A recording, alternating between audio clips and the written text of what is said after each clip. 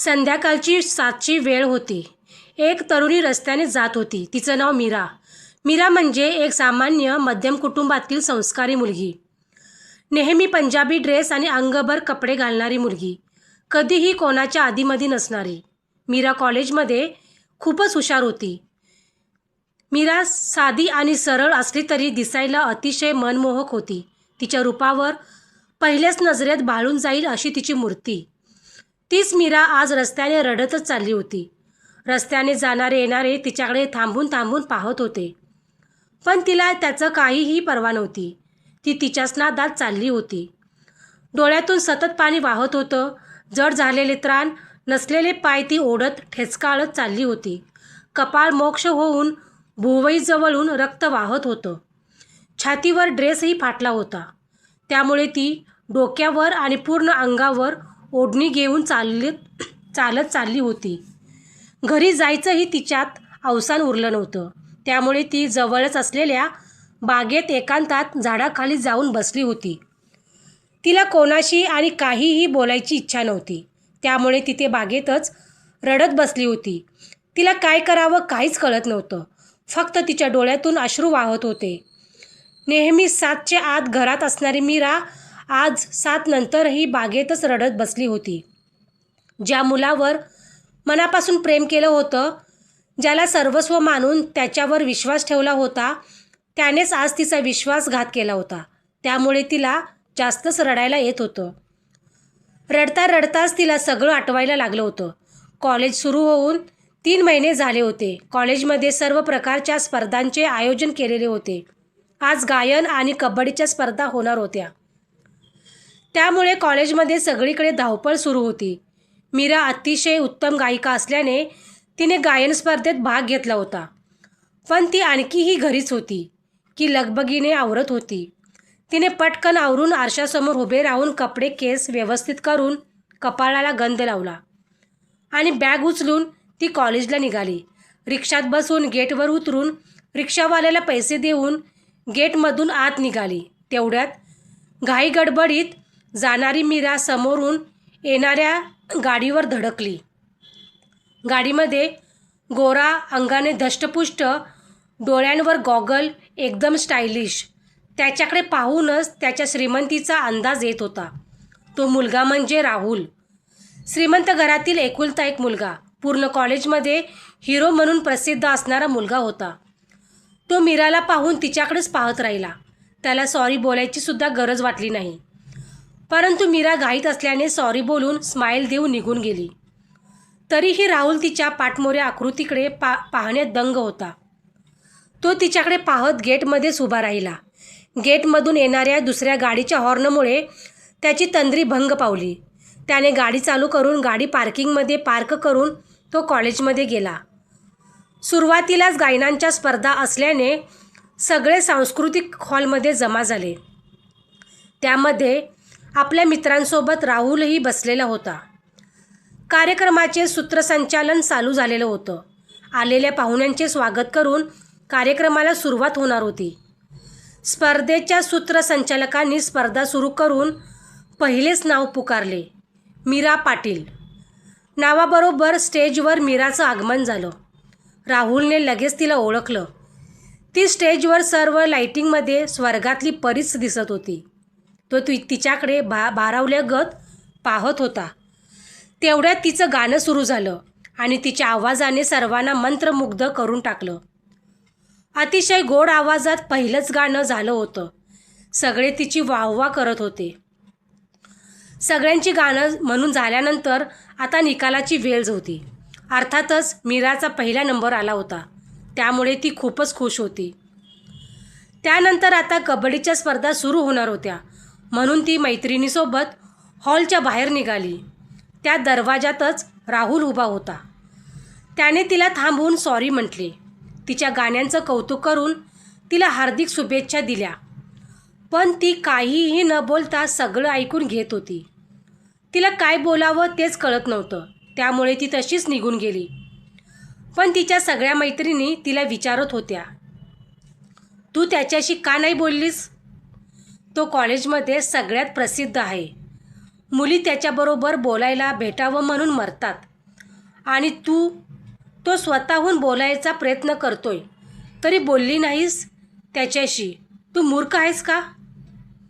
मीरा कधी मुलांचे जास्त बोलत नसल्याने तिला काही वाटत नव्हते, पण मैत्रिणींच्या बोलण्यावरून तिला असं वाटत होतं की तो स्वतःहून शुभेच्छा द्यायला आला होता, तर त्याला थँक्स तरी म्हणायला पाहिजे होतं. या विचारातच ती मैत्रिणींसोबत मैदानावर आली होती. त्या सगळ्या मुली पुढच्या रांगेत जाऊन बसल्या होत्या. थोड्याच वेळात स्पर्धा सुरू होणार होती. रेफरीनी सिटी वाजवल्यावर 2 संघ मैदानात उतरले. त्यातील एका संघाचा कॅप्टन राहुल होता.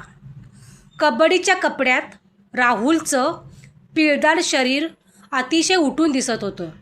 कोणीही त्याला पाहून त्याच्याकडे आकर्षित होईल असा होता तो. त्यात सगळं कॉलेज त्याच्याच टीमला चेअरअप करत होतं, कारण राहुल अतिशय उत्तम कबड्डीपटू होता. राहुल सगळीकडे मीराला शोधत होता. तेवढ्यात त्याला समोरच्या रांगेतच मीरा दिसली. त्याने तिच्याकडे पाहून एक स्माईल दिली आणि खेळासाठी सज्ज झाला. सिटी वाजताच खेळायला सुरुवात झाली. राहुलने अतिशय सुंदर प्रदर्शन दाखवून आपल्या टीमला विजयी बनवलं. त्यामुळे सगळेच त्याच्यावर शुभेच्छांचा वर्षाव करत होते. सगळे शुभेच्छा देऊन बाहेर निघून गेले तरी मीरा गेटवर उभी राहून राहुलची वाट पाहत होती. तेवढ्यात राहुल मित्रांसोबत येताना दिसला. त्याने मीराला पाहताच बॅग सावरत तिच्याकडे गेला. तेव्हा मीराने हात पुढे करून त्याला शुभेच्छा दिल्या आणि दुपारसाठी सॉरी बोलून स्माईल देऊन निघून गेली. कॉलेजमध्ये एकमेकांकडे पाहणे हे त्यांचं रोजचं आता झालं होतं. राहुल मित्रांना घेऊन तिच्या क्लासबाहेर उभा राहत असे.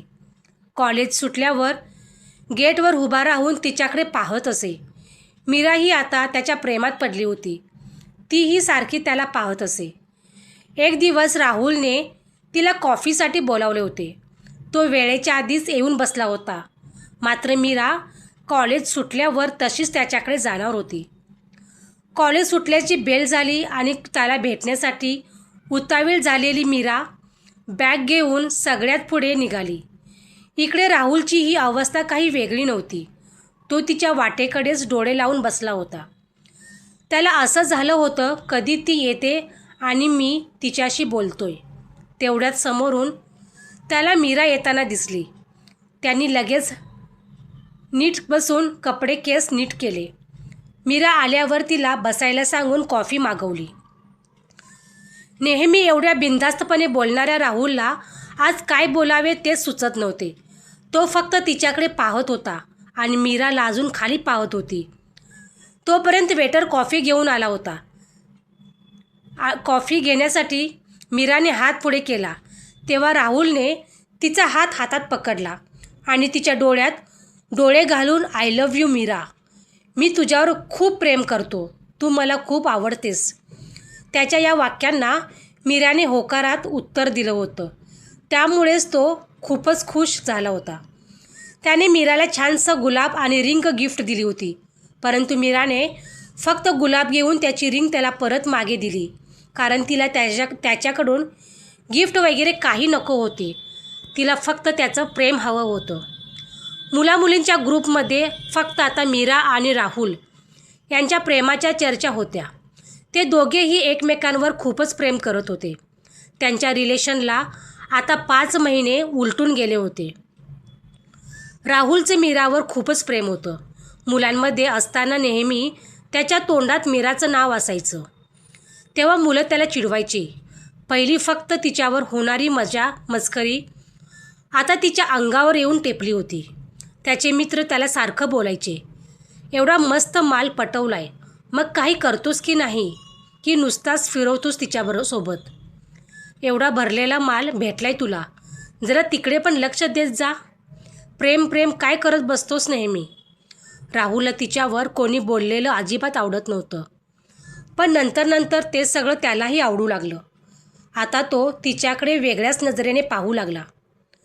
तो तिला भेटल्यावर मुद्दाम तिला जास्त स्पर्श होईल असं काहीतरी करायचा. राहुल तिला भेटल्यावर तिच्या शरीराला जास्तीत जास्त स्पर्श होईल असं वागायचा. तो तिच्या शरीराकडे अतिशय बारकाईने पाहत राहायचा. आता त्याची नजर फक्त तिच्या उरोजावर असायची. तो तिच्या कमरेला चिमटे काढायचा. मीरा त्याच्यावर मनापासून प्रेम करत असल्याने ती त्याच्याकडे दुर्लक्ष करत होती. त्याच्या मनातील जागा आता प्रेमाऐवजी वासनेने घेतली होती. त्याला मीरामध्ये प्रेयसीऐवजी मादी दिसू लागली होती. मीराच्या पायाला मुंगी चावल्यामुळे ती भानावर आली. रडून तिचे डोळे सुजलेले होते. तिच्या पायावर मुंग्या चढलेल्या होत्या तरी तिला भान नव्हते. तिला खूप तहानही लागलेली होती तरी तिला घरी जावं वाटत नव्हतं. तिने उभे राहून मुंग्या झटकल्या आणि पुढे असलेल्या बेंचवर जाऊन बसली. तेवढ्यात तिला आठवले की राहुलने एकदा इथेच तिला भेटायला बोलावले होते. तेव्हा तो वेगळाच वागत होता की समोर येताच त्याने तिला मिठी मारली होती आणि त्यांनीही मिठी लवकर सोडलीही नव्हती, कारण त्याला फक्त तिचा स्पर्श हवा होता. त्यामुळे तिने धक्का देऊन त्याला बाजूला केलं. हे त्याला अजिबात आवडलेलं नव्हतं. तरीही तो स्माईल देऊन खाली बसला. तीही त्याच्या शेजारीच बसलेली होती. राहुलने तिच्या खांद्यावर हात ठेवलेला होता. तो त्याच्या बोटाने तिच्या खांद्याशी खेळत होता आणि तिच्याशी प्रेमाने गप्पाही मारत होता. ते दोघे बसलेल्या ठिकाणी कोणी लोकही येत नव्हते, म्हणून त्याने मीराला इथेच बोलावले होते. तो मीराशी खूपच प्रेमाने बोलत होता. लग्नाची आणि पुढील आयुष्याच्या गोष्टींबद्दल तो बोलत होता. त्यामुळे मीरा ही निवांत त्याच्या खांद्यावर डोके ठेवून बसलेली होती. त्यामुळे राहुलने तिला घट्ट मिठी मारली आणि तिच्या गालांवर किस केलं. तेव्हा मीराने लाजून त्याच्याकडे पाहिलं. आता दोघांचीही चेहरे समोरासमोर होते. मीरा लाजून राहुलच्या डोळ्यात पाहत होती. त्यामुळे राहुलने तिच्याजवळ येऊन तिच्या ओठांवर ओठ टेकवले. तेव्हा मीराही त्याला साथ देऊ लागली होती. आता ते दोघेही सगळे जग विसरून एकमेकांत गुंतले होते. फक्त दोघांमध्ये फरक एवढाच होता की मीराच्या या वागण्यात फक्त प्रेम आणि प्रेमच होतं, पण राहुलच्या वागण्यात फक्त वासना होती. किस करताना त्याचा हात तिच्या अंगांवरून फिरू लागला होता. राहुलने तिच्या ओठांचा चावा घेतला तेव्हा ती भानावर आली. तिच्या ओठांतून रक्त येत होते, पण तिला वाईट नको वाटायला म्हणून राहुल तिच्याशी प्रेमाने वागत होता. त्याने आपला रुमाल काढून तिच्या ओठाचे रक्त पुसले आणि हातात हात घेऊन तिला सॉरी बोलला. मीराचं खूप खूप प्रेम असल्याने तिनंही त्याला लगेच माफ केलं. आता ते कधीही भेटले तरी किस करणं हे ठरलेलं असायचंच, पण मीराने त्याला कधीही त्याच्यापुढे जाऊ दिलं नव्हतं. त्यामुळे राहुलला तिचा खूप राग येत होता. त्याला काय करावे काही कळत नव्हते. तरीही तो राग न दाखवता तिच्याशी प्रेमानेच वागायचा. राहुल त्याच्या मित्रांना भेटून या गोष्टींबद्दल बोलत असे.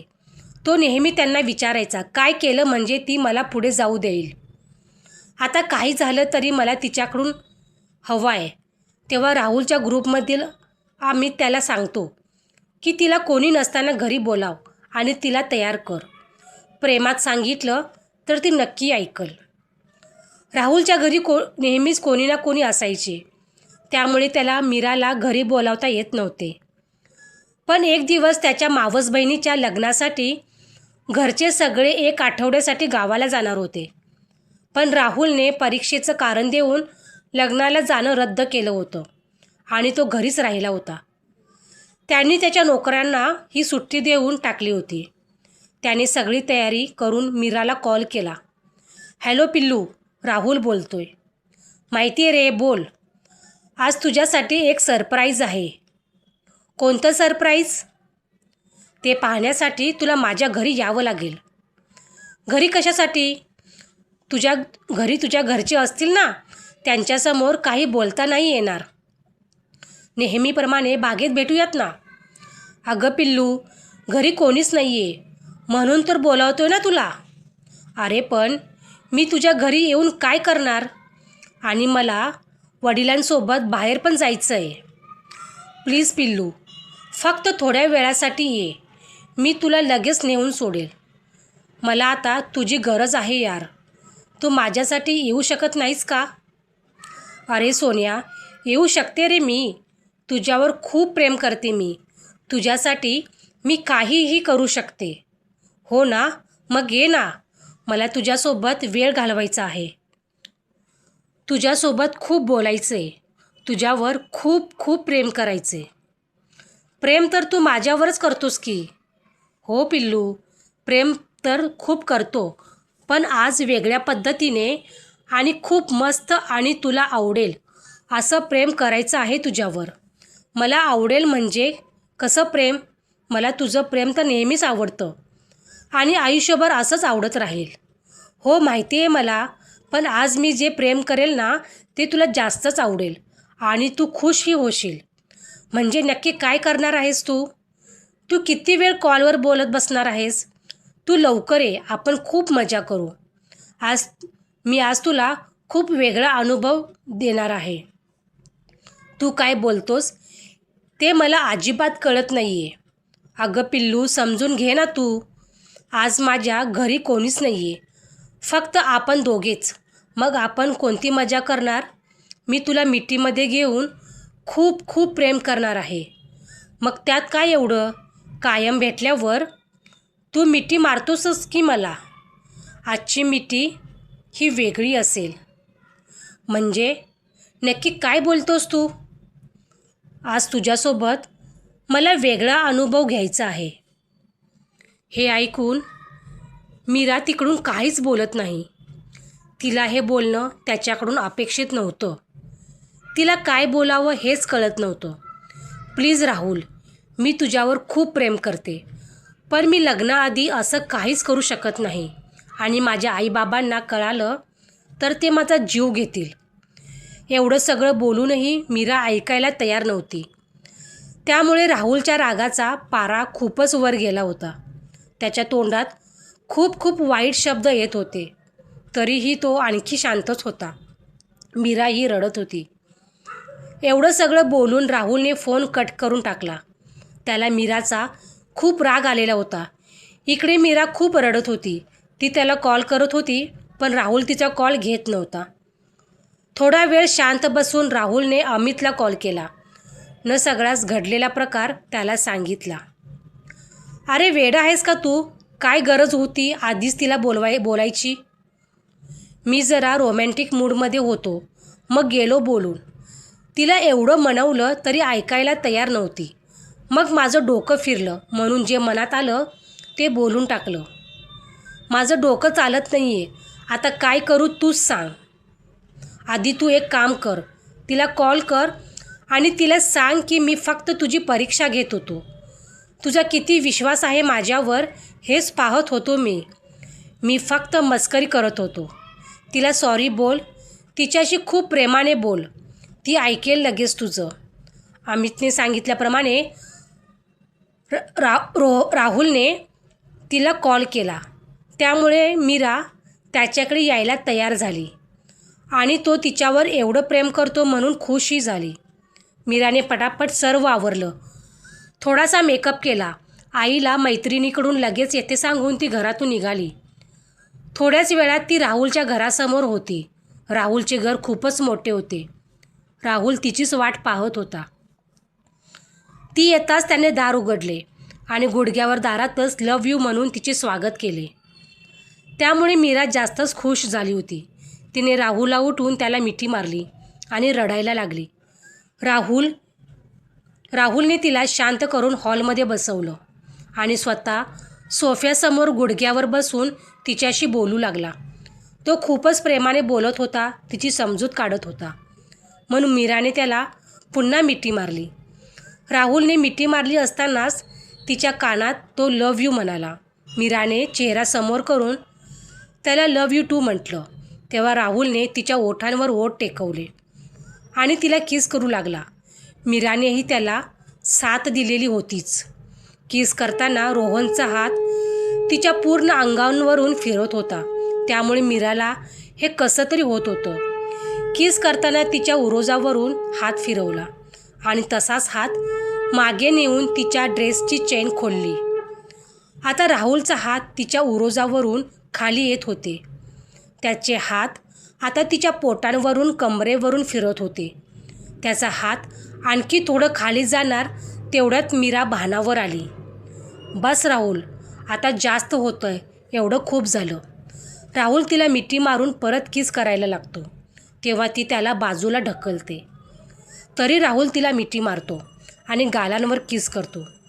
तिला सोफ्यावर बसवतो. थोडा वेळ तसाच बसवून तो तिला तसंच सोफ्यावर झोपवतो आणि किस करू लागतो. राहुल तिच्या पोटांवर झोपलेला असल्यामुळे मीराला हलताही येत नव्हते. पुन्हा पुन्हा परत तो तसंच करत असल्यामुळे आता तिला सहन होत नाही व ती त्याला ढकलून देते. त्यामुळे त्याला तिचा खूपच राग येतो. तो तिच्या कानाखाली देतो. त्यामुळे मीरा रडायला लागते. प्लीज राहुल, ऐक ना, लग्नाच्या आधी नको ना प्लीज. तू लग्न झाल्यावर कधीही कर, कसंही कर, मी तुला काहीच बोलणार नाही. फक्त प्लीज आता नको. या गोष्टीसाठी लग्नाची वाट पाहत बसू का मी? मला आत्ताच पाहिजे. तू प्रेमाने करून देणार आहेस की मी बळजबरी करू? मीरा त्याला हात जोडत असते, विनवणी करत असते. पण राहुलवर काहीही परिणाम होत नसतो. त्याला वासनेच्या भूताने पछाडलेले असल्याने त्याला चांगलं वाईट काहीही कळत नव्हते.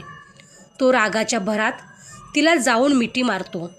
तो तसाच तिच्या ड्रेसमध्ये हात घालून तिच्या छातीपर्यंत हात नेतो. तेव्हा मीराने धक्का दिल्यामुळे त्याचा तोल जाऊन तो खाली पडतो. परंतु त्याचा हात तिच्या ड्रेसमध्ये गुंतलेला असल्यामुळे छातीवर तिचा ड्रेस फाटतो. त्यात तो पडल्यामुळे त्याला आणखीनच राग येतो. त्यामुळे तो उठून तिला जोरात लाथ मारतो. लाथ लागल्यामुळे मीरा सोफ्याच्या किनाऱ्यावर कपाळ आपटल्यामुळे तिच्या कपाळाला खोच पडून त्यातून रक्त येत असते. तरीही त्याला त्याचं काहीच वाटत नाही. मीरा तिथेच पडून राहते, रडत असते. तरीही राहुल तिला उठवायलाही जात नाही. वरून तो तिला सगळं काही ऐकवत असतो. एवढं प्रेम करतो तुझ्यावर, तुझ्याशी लग्नही करणार होतो, पण तुझ्याकडे एक साधी गोष्ट मागितली तरी तुला ती माझ्यासाठी करता येत नाही आहे. काय उपयोग नाही मला तुझा. निघून जा माझ्या आयुष्यातून. मला तुझ्याशी कोणतंही नातं ठेवायचं नाही. तो बोलतो आणि त्याच्या खोलीत निघून जातो. मीरा मात्र रडत उठते. डोक्याला जखम झाल्यामुळे डोके दुखायला लागलेलं होतं. उठून घेऊन कपडे ठीक करून ती घरातून निघाली. मीरा आणखीही बागेतच बसून विचार करत होती. तिला झालेल्या प्रकारामुळे खूपच दुःख झाले होते. ज्या मुलावर तिने मनापासून विश्वास ठेवला होता त्याने तिला आज सर्वात जास्त दुखावलं होतं. मीराने घड्याळात पाहिलं. रात्रीचे 8:30 वाजलेले होते. तिने डोळे पुसले. राहुल मनातून काढून टाकायचं. झालं गेलं ते सगळं विसरून नवीन सुरुवात करायची हे मनाशी पक्के ठरवून ती घराच्या दिशेने चालू लागली. वासनाच्या आहारी जाऊन राहुलने तिच्यावर मनापासून प्रेम करणाऱ्या मीराला कायमचं गमावलं होतं. 5 मिनिटाच्या आनंदासाठी त्याने मीराला आयुष्यभरासाठी दुखावलं होतं.